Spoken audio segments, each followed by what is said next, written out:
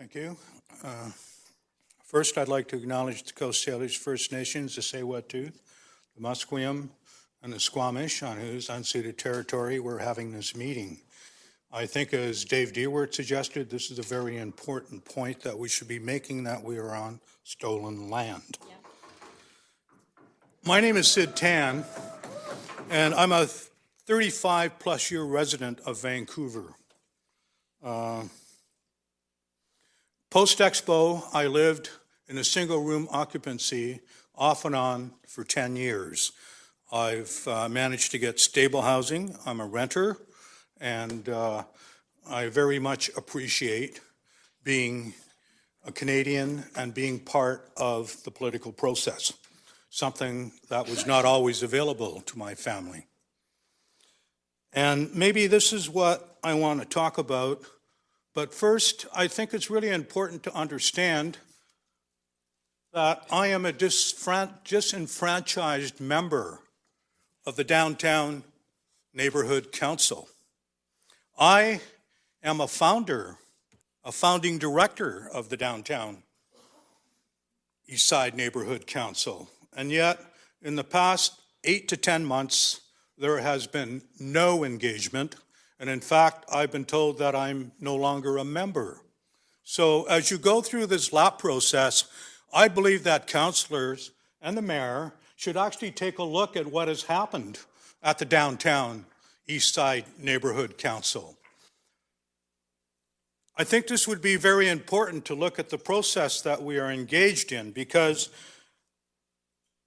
I am here to speak from my heart, because we are talking about the heart of the city. We are talking about the soul of the city, the Downtown East Side, which I can remember was called Skid Row before a number of activists, including Gene Swanson, who's here, turned it into the Downtown East Side. And I think it's really important to remember that these struggles are what has made the Downtown East Side such a destination for yuppies, for yuppie larvae, and for the hipsters. This is why people have put decades of work into this community to build an arts community, to build a caring and sharing community. What I want to know is, how is this reflected in the lap? How is this sweat equity? How is this heavy lifting by low-income members of this community with very little to build what may be called, it seems, the hippest community now, or going to be, and yet there is no recovery. There is no take back. You know, the real estate prices have gone up because low-income people moved down there and made it possible for it to be a home. But there's no recovery. There's nothing to be recovered from the people that gain from the real estate prices. How is that fair? How is that possible in a world-class city? And dare I say, a world-class city that has some of the highest real estate prices in the world. That's the world class. I'm talking about a world-class city with social housing. I'm talking about a world-class city where it's affordable, except for the help of friends and people that I've established relationships with. But for the grace of God, I would be living in the Downtown East Side in an SRO now.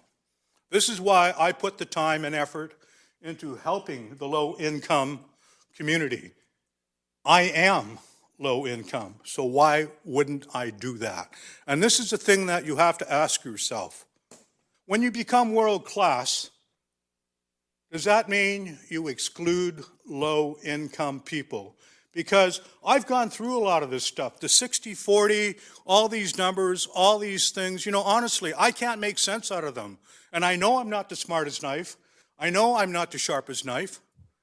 But I can't make sense of it, and I've talked to a lot of people that do. We are talking about, I guess, what would be famously called weasels. We're talking about wanking. We're talking about things that city staff and people, developers, can go back and change. There are no guarantees. Where are the guarantees for low income and affordable housing in this lap? Thank you very much. Thank you.